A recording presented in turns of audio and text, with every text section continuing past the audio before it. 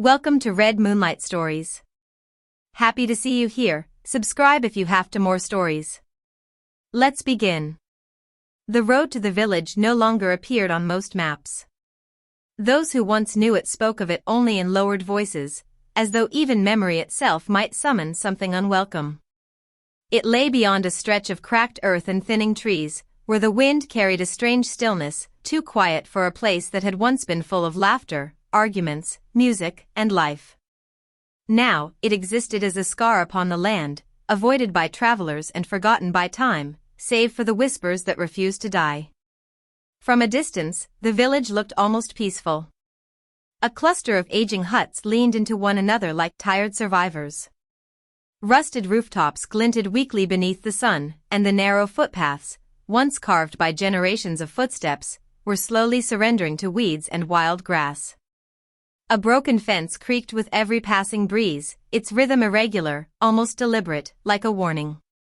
There were no voices, no livestock, no signs of human presence.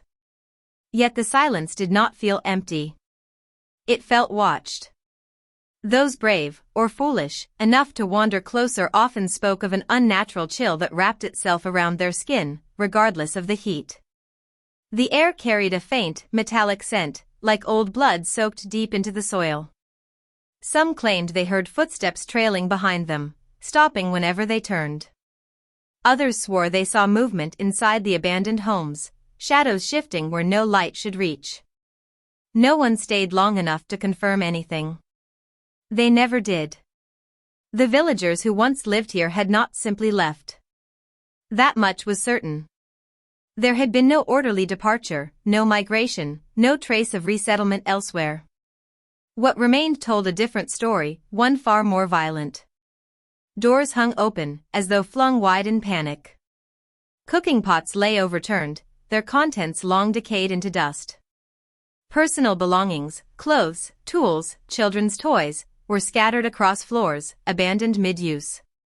It was as if life had been interrupted in a single, horrifying moment, and never resumed. And then there were the stains. Dark patches marked the walls and floors of several homes, stubborn against time and weather. No amount of rain had washed them away. No sun had bleached them clean. They lingered, silent witnesses to whatever had occurred here years ago. Locals from neighboring regions gave it a name they barely dared to utter, the slaughter case. No one could agree on exactly what had happened. Some said it was a raid, bandits or militia sweeping through in the dead of night, leaving no survivors behind. Others insisted it was something more intimate, more deliberate, a turning of neighbor against neighbor, driven by something unseen and incomprehensible. There were those who spoke of rituals, of an ancient curse awakened, of something that had been buried beneath the village long before the first home was built.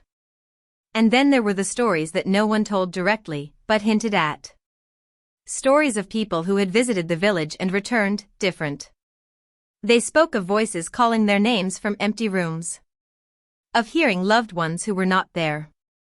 Of dreams that felt too real, visions of the final night, replaying over and over as though the village itself demanded remembrance. Most disturbing of all were the accounts of those who claimed the dead had never truly left. At dusk, when the sky bled into darkness and the wind fell still, faint sounds could sometimes be heard drifting from the ruins. Laughter. Crying. A distant scream that seemed to echo from beneath the earth itself. No one had ever traced the source. No one had tried twice. Years passed, yet the case remained unresolved. Authorities had come and gone, leaving behind more questions than answers. Reports were filed, theories proposed, and investigations quietly closed. There were no suspects, no clear timeline, no explanation that satisfied the horror etched into the village's remains. The official conclusion, if it could be called that, was little more than an admission of failure. But the land remembered. The wind still carried whispers through the broken homes. The shadows still shifted when no one was there to see them. And beneath the silence, beneath the decay, beneath the slow reclamation of nature, something lingered. Waiting. Because whatever had happened in that village had not ended that night. It had simply gone quiet. 2. She remembered the day her childhood ended, not as a single moment, but as a series of small, ordinary things that shattered all at once. The sun had been warm that afternoon, resting gently on her skin as she played just outside her mother's hut. The air smelled of roasted maize and damp earth, and somewhere nearby, women laughed as they fetched water. It had been a good day, one of those days children never think to remember because nothing feels out of place. She had been chasing a grasshopper. That was what she held on to later, when memory became her only refuge, the bright green flicker of its wings, the way it leapt just beyond her reach, pulling her farther and farther from the familiar doorway of home. Then a voice had called her name. Soft. Gentle. Familiar. She turned without fear. He was someone she recognized, someone who had visited before, who had once shared a meal with her family. He smiled at her, the kind of smile adults used to reassure children. There was no urgency in his voice, no threat in his posture. Just warmth. Come, he had said. Your mother sent me. She hesitated only for a moment. Then she followed. The path he took was not one she knew well, but she did not question it. Children rarely do. Trust is their first language, spoken long before doubt ever takes root. She walked beside him, occasionally skipping to match his longer stride, still thinking of the grasshopper, of returning home before dusk. It wasn't until the village sounds began to fade that something shifted. The laughter disappeared first. Then the voices. Then the steady rhythm of life she had always known. The silence that replaced them felt wrong, too heavy, too deliberate. She slowed. Where is Mama? She asked. He didn't answer. Instead, his hand closed around her wrist. Tighter than necessary. The world changed in that instant, not gradually, not gently, but all at once. Fear arrived like a storm breaking overhead, sudden and violent. She tried to pull away, confusion twisting into panic, but his grip only tightened. Be quiet, he said. The softness was gone. What followed blurred into fragments she would spend years trying to piece together, the roughness of hands that did not care if they hurt her, the smell of sweat and alcohol, the darkness of a place she did not recognize. She remembered crying until her voice broke, calling for her mother long after she knew no one would come. No one did. The man who took her became the man she was forced to call father. But there was nothing paternal in the way he looked at her. His home was not a home, it was a place of endurance. A place where kindness did not exist, where silence was survival, and where pain became as ordinary as breathing.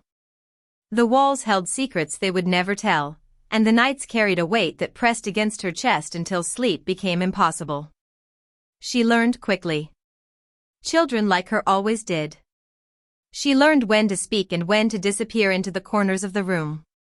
She learned how to read the shifts in his mood, the tightening of his jaw, the heaviness of his footsteps, signals that determined whether the night would pass quietly or descend into something far worse.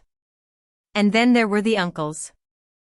They came and went as they pleased, bringing with them laughter that never reached their eyes. To the rest of the village, they were men of standing, respected, greeted with nods and quiet deference. But behind closed doors, they shed those masks, revealing something darker, something hollow.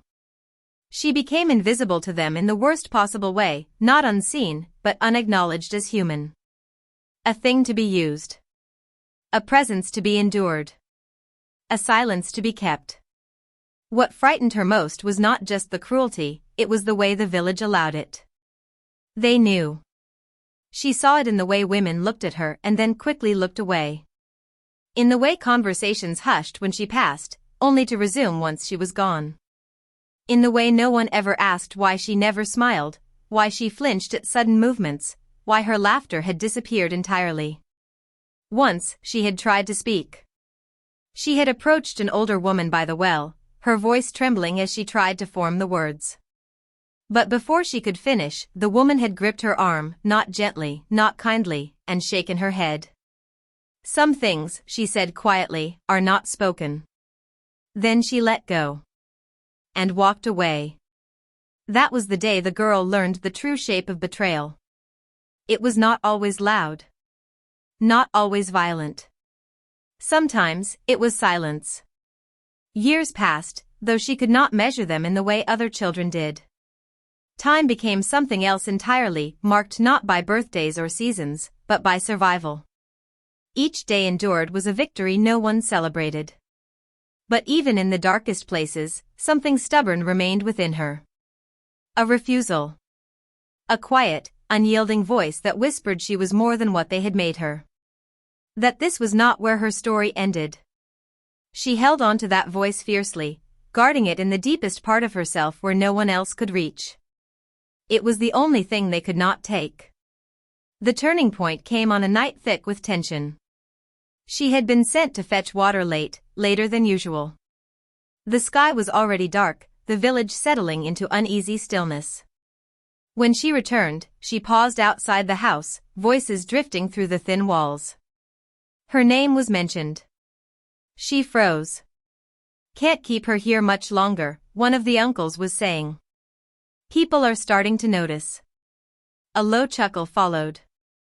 "Then we move her," another voice replied. "There are buyers across the border. They pay well for girls like her." Her heart stopped.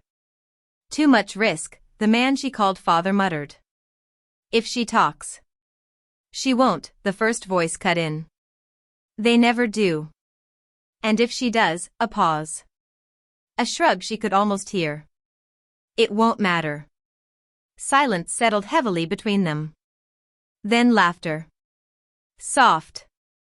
Casual. As though they were discussing livestock. Something inside her shifted then, not fear, not exactly. Clarity. For the first time, she understood that staying meant disappearing completely. That whatever remained of her would be erased, piece by piece, until there was nothing left to save.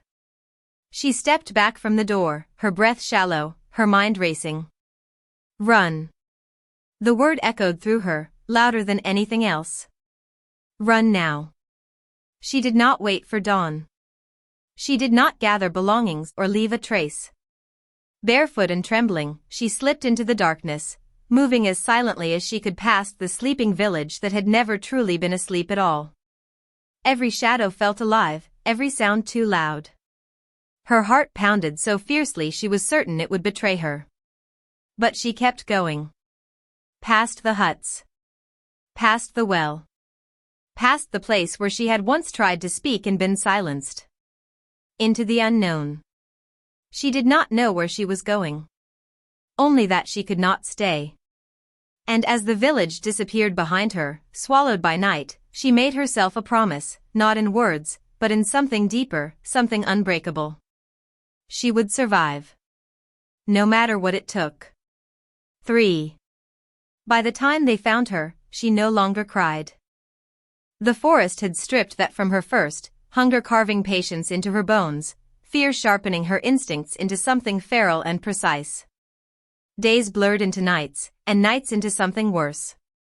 She drank from streams when she could find them, stole what little she dared from passing settlements, and slept with one eye open, her body coiled for danger even in exhaustion.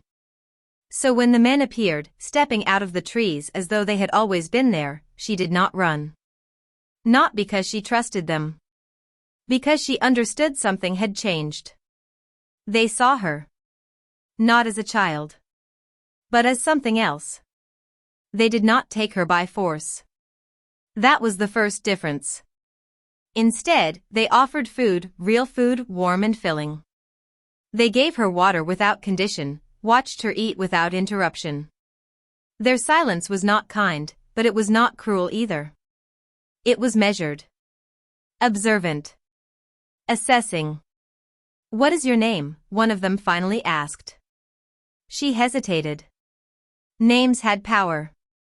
Names tied you to things, places, people, memories. Things she had learned to bury if she wanted to survive. "I don't have one," she said. The man studied her for a long moment, then nodded. "Good," he replied. "You won't need it where you're going." The place they took her to did not exist on any map. It was hidden in plain sight, a decaying compound on the edge of a forgotten industrial town, its exterior blending seamlessly into neglect. But inside, it was something else entirely. Controlled. Structured. Precise. There were others like her. Not all children. Not all willing. But all broken in ways that could be reshaped. Training began almost immediately. At first, it was physical, endurance, strength, discipline. Her body was pushed past limits she did not know existed, rebuilt through repetition and pain. Sleep became a privilege, food a reward, silence an expectation. Then came the lessons that mattered more. Observation. Deception. Control. She learned how to disappear in a crowded room. How to read a person's intentions from the smallest shift in posture. How to move without sound, how to strike without hesitation, how to leave no trace behind. And slowly, methodically, they began to strip away what little remained of who she had been. Emotion is weakness, they told her. Attachment is liability. Survival requires sacrifice. At first, she resisted, not openly, not foolishly, but in the quiet spaces of her mind. She held on to fragments of herself like contraband, a memory of laughter, the warmth of her mother's voice, the feeling of sunlight on her skin before everything had changed. But memory is fragile. And survival is not. Her first kill was not dramatic. There was no chase, no struggle. Just a room. A man. An instruction. Do it, they said. Her hands did not tremble. That frightened her more than anything. The man looked at her, confusion flickering across his face as he realized, too late, that she was not what she appeared to be. There was a moment, brief and fragile, where something passed between them. Recognition. Not of who she was, but of what she had become. When it was over, she stood there, waiting for something to happen. For guilt. For horror. For the world to shift beneath her feet. Nothing came. Only silence. And in that silence, something inside her settled into place, not peace, not acceptance, but a dangerous kind of understanding. This was survival now. The assignments grew more complex. More precise. More lucrative. She adapted quickly, rising through the ranks with a quiet efficiency that drew attention. She did not boast, did not question, did not hesitate. Where others faltered, she remained steady. Reliable. That was the word they used for her. Her reputation spread, not publicly, not in ways that could be traced, but through the hidden channels of the underworld. A name, one she did not choose, began to circulate among those who dealt in shadows and secrets. A ghost. A certainty. A solution. Contracts followed. High-profile targets. Political figures. Business rivals. People who existed above the law, until someone decided they shouldn't. Each job brought more money. More influence. More distance from the girl she had once been. She learned to build something of her own. Carefully. Quietly. Contacts became connections. Connections became networks. She no longer worked solely under orders, she began to take them. To choose which contracts mattered, which clients were worth the risk, which operations could be leveraged into something greater. Money flowed in staggering amounts. Enough to disappear 100 times over. But she did not disappear. Not yet. Because this was no longer just survival. It was control. For the first time, she was not being used, she was using the system that had shaped her. Turning it inward. Bending it to her will. Every deal, every calculated move brought her closer to something she could not fully name but understood instinctively. Security. Freedom. A future no one else could dictate. The number grew quietly in the background, almost like a game she played with herself. 1 billion. Not for greed. For certainty. No one could touch her if she reached it. No one could own her again. But power has a cost. And it is rarely paid in money. It showed itself in the quiet moments, the spaces between assignments where there was nothing to distract her from her own thoughts. In the reflection that stared back at her from mirrors she rarely used. Cold. Unrecognizable. Efficient. There were nights when she would sit alone, the weight of silence pressing in, and wonder, not for long, never for long, but just enough to feel it. Is this what they made me? Or is this who I chose to become? The question lingered, unwelcome and persistent. Because the truth was not simple. They had broken her. But she had rebuilt herself using the same tools. And somewhere along the way, the line between victim and architect had blurred beyond recognition. The decision to leave did not come suddenly. It formed slowly, like a crack spreading beneath the surface. One job too many. One moment too long spent staring at a reflection she no longer understood. One realization she could not ignore. If she stayed, there would be nothing left of her to save. The billion came and went. She reached it quietly, almost anticlimactically. There was no celebration. Only a choice. Disappearing required precision. More than any assignment she had ever completed. She dismantled her network piece by piece, erasing traces, severing ties, closing accounts that could be followed. Identities were shed like old skin, replaced with new ones layered carefully enough to withstand scrutiny. Then came the final act. Her death. It had to be convincing. Irrefutable. A situation engineered with the same meticulous care she had once applied to her targets. Evidence planted. Timelines constructed. Witnesses, unwitting or otherwise, placed exactly where they needed to be. When it was done, the underworld reacted as expected. Shock. Speculation. Confirmation. The ghost was gone. But she was not. She stepped away from it all without looking back, slipping into a life so ordinary it felt unreal. No contracts. No surveillance. No constant calculation of risk and exit strategies. Just quiet. For the first time in years, she woke without a purpose tied to survival or power. It should have felt like freedom. But freedom, she realized, was not something you simply stepped into. It was something you had to learn. And as she disappeared into the world she had once been denied, one truth followed her like a shadow she could not outrun. You can escape the life that made you. But not the person it turned you into. 4. She returned without a name. No one saw her arrive. The road was still broken, still forgotten by maps and memory alike. Time had not healed the land, it had only hollowed it out. The same huts stood where they always had, but they seemed smaller now, diminished beneath the weight of what had happened, and what had been allowed to happen. She paused at the edge of the village just before dusk, standing where the trees thinned and the first outlines of abandoned fences came into view.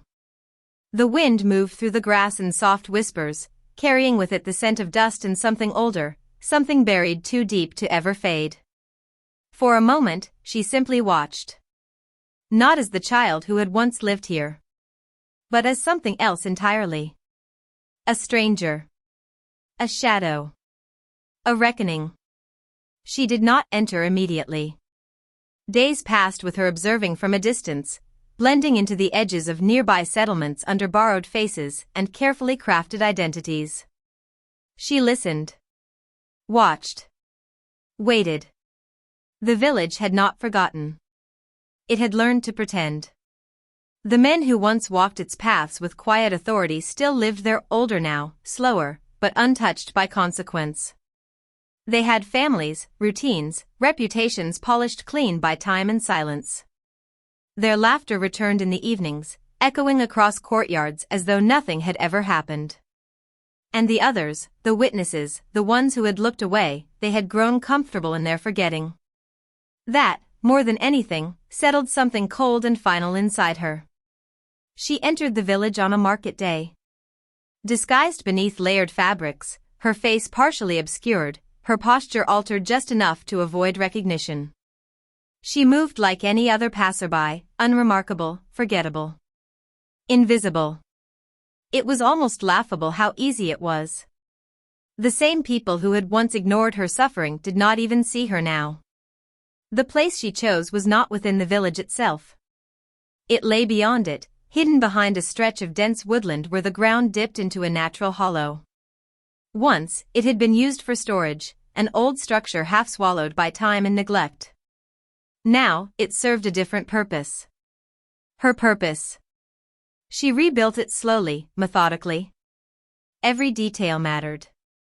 The walls were reinforced, soundproofed. The entrances concealed. Inside, the space transformed into something precise, deliberate, not chaotic, not impulsive, but controlled in a way that mirrored everything she had become. This was not rage. This was design. The instruments she brought in were chosen with care, not for spectacle, but for meaning. Each one reflected something specific, something remembered. A translation of past suffering into present consequence. Not random. Never random. Because this was not about inflicting pain. It was about making them understand it. The first one disappeared quietly. He was older now, his movements slower, his confidence softened by years of unchallenged living. She watched him for days before acting, studying his routine, mapping his habits, identifying the precise moment when he would be most vulnerable. It happened at night. Of course it did. Some patterns never changed. He never saw her face. Only the shadow that separated him from the world he thought he controlled. When he woke, it was to silence. A silence she understood intimately. He struggled at first, confusion, anger, denial, but she gave him time. Time to process. Time to feel the edges of his fear sharpen into something real. Then she stepped forward. Not fully into the light. Just enough. "Do you remember me?" she asked. Her voice was calm. Too calm. He searched her face, panic rising as recognition refused to come. She expected that. They never remembered at first. Not the way they should have. So she reminded him. Not with words. But with echoes. One by one, they came. Each taken with the same precision. The same patience. The same inevitability. Her adopted father. The uncles. Men who had built their lives on the assumption that the past was buried. Each of them woke in that room. Each of them faced her. And each of them, eventually, remembered. Not just her. But everything. The village began to notice. At first, it was whispers, men who had gone missing, stories that didn't quite make sense.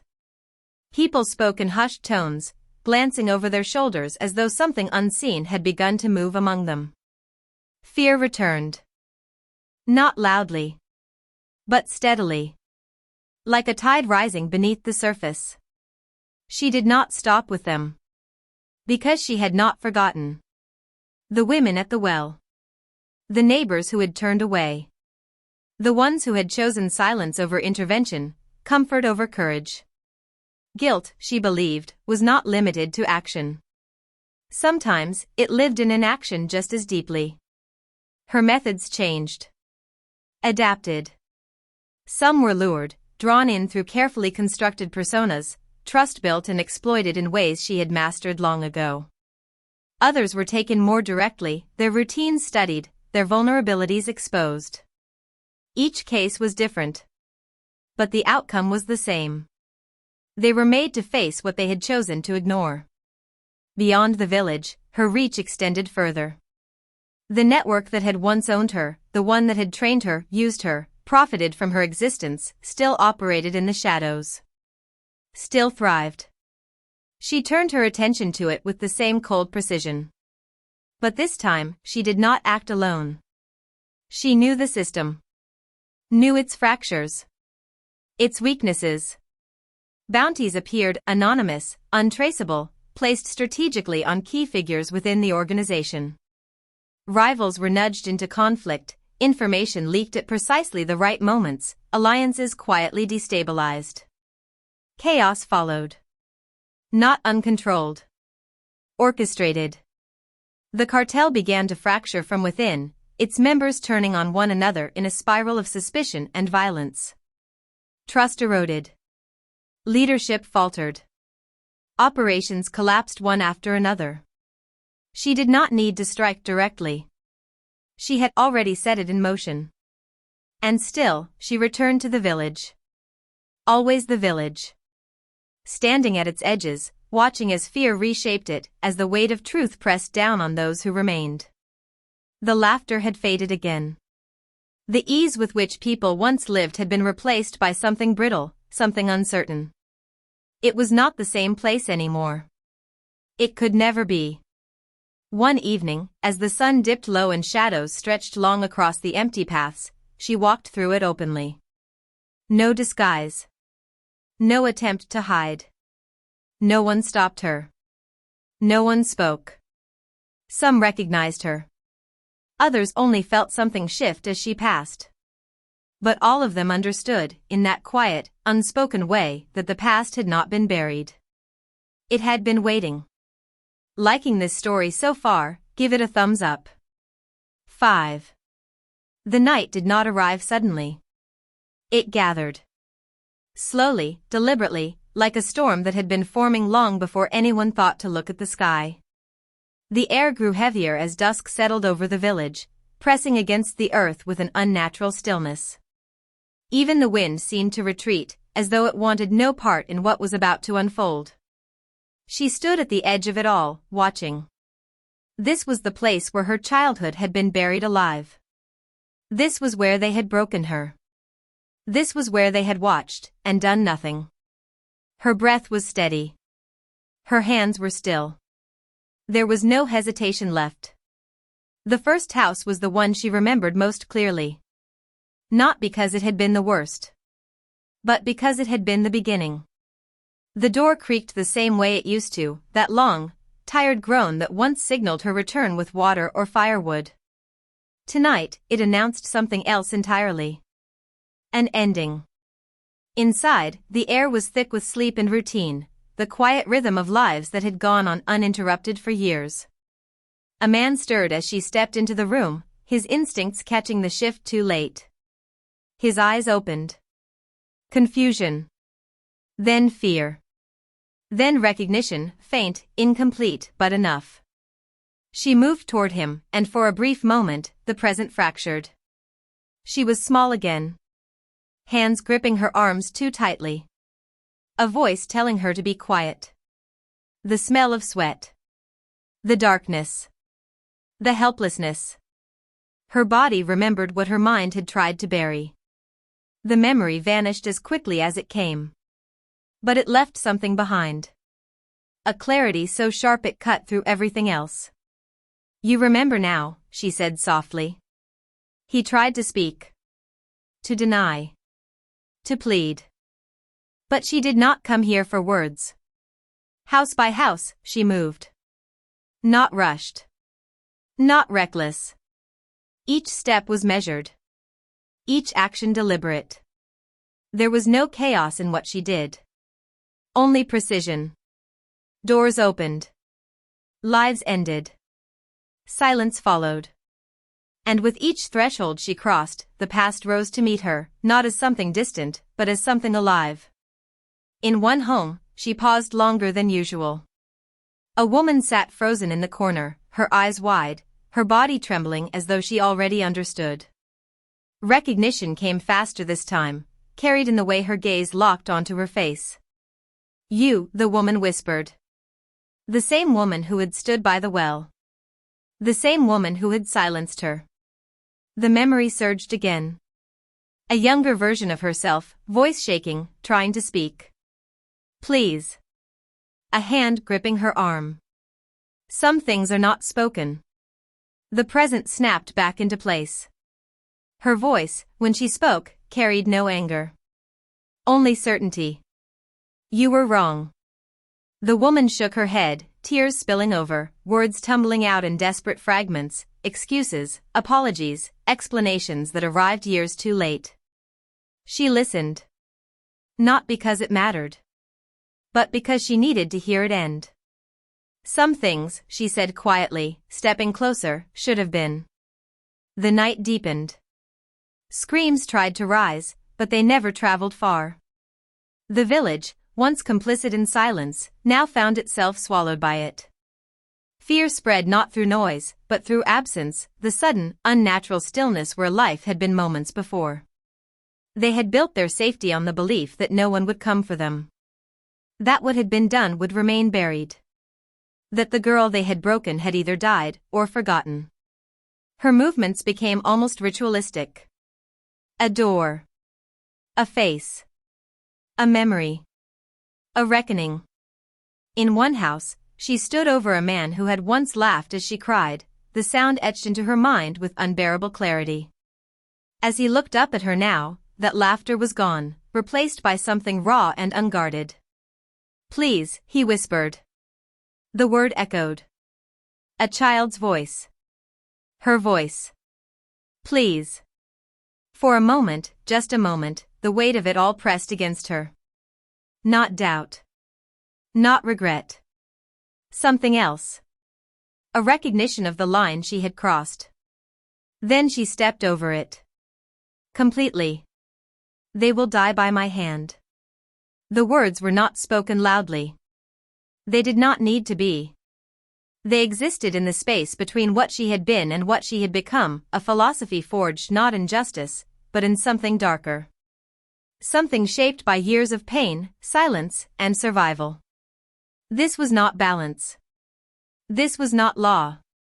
This was reclamation. The final house stood at the far end of the village. Her adopted father. The man who had taken her. Who had broken her. Who had turned her into something the world now feared. He did not run. Perhaps he understood there was nowhere to go. Perhaps he had known, deep down, that this night would come. When she entered, he was waiting. For a long moment, neither of them spoke. The past hung between them, heavy and undeniable. "You lived," he said finally. Not relief. Not regret. Just acknowledgement. She stepped forward. "Yes," she replied. And in that single word lived everything he had tried to take from her, and failed. The memory came one last time. Not as a fragment, but whole. The girl she had been. The fear. The helplessness. The silence. And then, the woman she had become. Standing over it all. Unbroken. Unforgiving. When it was over, the village fell into a silence deeper than anything it had ever known. No voices. No movement. No life. Only the faint whisper of wind returning, cautious, as though testing whether it was safe to breathe again. By morning, the story had already begun to spread. A massacre. No survivors. No clear explanation. Only questions. Only fear. And somewhere within those whispers, a legend began to take shape. Not of a victim. Not of a survivor. But of something else entirely. Something that had returned from the shadows to claim what the world had failed to give. Justice. Or something that wore its face. Epilogue. Time moved forward everywhere else, cities expanded, children grew, stories were born and buried, but the village remained suspended in something quieter than memory. It existed as a blank space on official records, a closed file stamped with conclusions no one truly believed. Case unresolved. No suspects identified. Presumed isolated incident. The language was clinical. Detached. Convenient. But beyond the ink and paper, the truth lingered in the way people spoke about the place, never directly, never comfortably. Travelers avoided the road without needing to be told. Shepherds turned their flocks before they strayed too close. Even the wind seemed to pass over the land with hesitation, as though unwilling to disturb what lay beneath. Nature had begun its slow reclamation. Grass pushed through the cracks in abandoned floors. Vines climbed walls that once held secrets. Roofs sagged, then collapsed, surrendering to seasons that came and went without witness. The village did not decay all at once, it unraveled, piece by piece, as if time itself approached it cautiously. And still, no one returned. Not to live. Not to stay. Because the stories had grown. They always do. They said the dead could be heard at night, their voices carried in the wind like unfinished conversations. They said shadows moved where nothing stood, that footsteps echoed in empty homes, that the ground itself felt wrong beneath bare feet. Some claimed to have seen her. Not clearly. Never directly. Just a figure at the edge of sight, a presence that watched, that waited, that belonged to the place in a way no living person ever could. A ghost. A warning. A legend shaped by fear and absence. Eventually, the government intervened. Not out of urgency, but out of obligation. Unused land, no matter how cursed by rumor, held value. And value, in time, demanded action. The village was surveyed, documented, and, after years of bureaucratic delay, marked for public auction. The announcement stirred interest at first. 10 million. That was the starting figure. A stretch of land large enough to be developed, reclaimed, transformed into something profitable.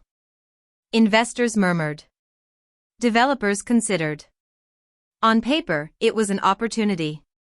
In reality, it was something else. The day of the auction arrived under a sky that refused to settle, clouds shifting restlessly, sunlight breaking through only in fragments. The room itself was formal, structured, filled with people who understood numbers better than stories. But stories were there. In the silence. In the hesitation.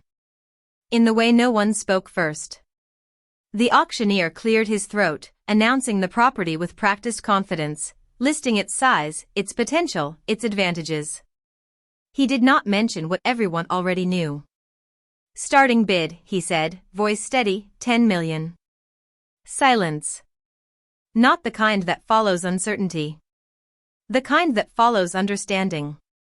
People shifted in their seats. Some glanced at one another, searching for someone willing to break the moment. Others avoided eye contact entirely, their attention fixed anywhere but the center of the room. 10 million was not the problem. Fear was. The stories had done their work well. Do we have a bid? The auctioneer pressed. Nothing. The seconds stretched. Then. I'll take it. The voice came from the back of the room. Calm. Unhurried. Certain. Heads turned. She stood there without disguise, without concealment, as though she had never left the world that once whispered her name in fear. Time had changed her, but not in ways that softened. She carried herself with a quiet authority that did not ask for recognition. It assumed it. The auctioneer blinked, momentarily thrown off by the simplicity of it. 10 million, he confirmed. She nodded once. Yes. No one challenged it. No one raised the price. The hammer fell with a sharp, final sound that echoed louder than it should have. Sold. Ownership, she had learned, was more than possession. It was reclamation. She returned to the village alone. The road had not improved with time. It still resisted, still reminded anyone who walked it that this place was not meant to be reached easily. But she moved without hesitation, her steps steady, familiar in a way that belonged to memory more than direction. The village greeted her the same way it greeted everything else.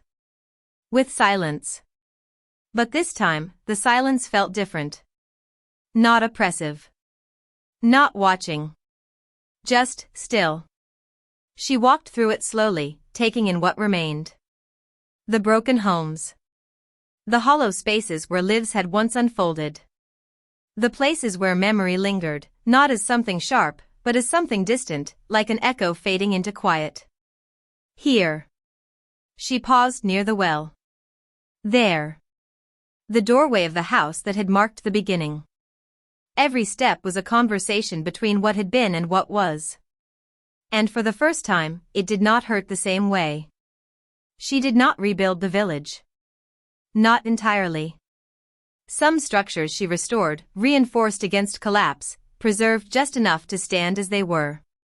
Others she left untouched, allowing nature to continue its slow work, weaving life back into what had once been broken. She cleared the central ground. Not as a monument. Not as a warning. But as a space. Open. Unburdened. A place where nothing needed to be hidden anymore. Peace did not arrive all at once. It rarely does. It came in fragments. In mornings where the air felt lighter. In nights where silence no longer pressed against her chest. In the realization that she could stand in the place that had once defined her pain, and not be consumed by it. She was no longer the girl who had been taken. No longer the weapon they had forged. She was something else. Something that had chosen to remain. They came just before dusk. She sensed them before she saw them, the shift in the air, the subtle tension that rippled through stillness. Old instincts, never truly gone, rose to the surface without effort. Vehicles stopped at a distance. Doors opened. Footsteps followed. Measured. Armed. Intentional. The underworld had a long memory. And hers was a story it did not forget easily. They approached without stealth. There was no need for it. A small group, well-equipped, moving with the quiet confidence of those who believed themselves prepared for whatever they might face. One stepped forward. "You've been difficult to find," he said. His voice was controlled. Professional. But beneath it lay something else. Caution. She turned to face them fully. No weapon in her hands. No visible defense. Just presence. "I wasn't hiding," she replied. It was the truth. She had simply stopped running. They studied her. Measured her. The ghost who had dismantled networks, erased identities, and brought entire systems to collapse now stood before them, still. Grounded. Unmoved. "We're here to bring you back," the man continued. "There are people who would pay a great deal for what you can do." A pause. "Or for what you know." For a moment, the past hovered between them. Not as a threat. But as a possibility. A path she could step back into if she chose. She looked past them then, beyond the weapons, beyond the intent, to the village itself. To the land that had once held her captive and now stood open, quiet, hers. "I'm not for sale," she said. Simple. Final. The man's jaw tightened slightly. "Then this becomes complicated." She met his gaze without flinching. "No," she replied. "It doesn't." Silence stretched between them, thick with calculation. Then, slowly, the tension shifted. Not gone. But altered. They had come expecting resistance. Violence. A confrontation. Instead, they found something else entirely. Certainty. He nodded once. Not agreement. Not surrender. Acknowledgement. "This place," he said, glancing around, "it suits you." She did not respond. Because there was nothing to add. They left the same way they had come. Without escalation. Without resolution. But with understanding. Some things were no longer theirs to claim. Night settled gently over the village. For the first time in years, it felt like night was simply night, not a cover, not a threat, not a memory waiting to surface. She stood at the center of it all, the quiet stretching out around her like something earned rather than endured. The past had not been erased. It never would be. But it no longer owned her. The wind moved softly through the ruins, carrying no whispers, No echoes of what had been, only the quiet sound of something at rest. And in that stillness, she remained. Not as a ghost bound to memory, but as its keeper. At peace, at last, with everything she had survived, and everything she had become. End of story text. Want more stories like this? Comment and share. See you next stories.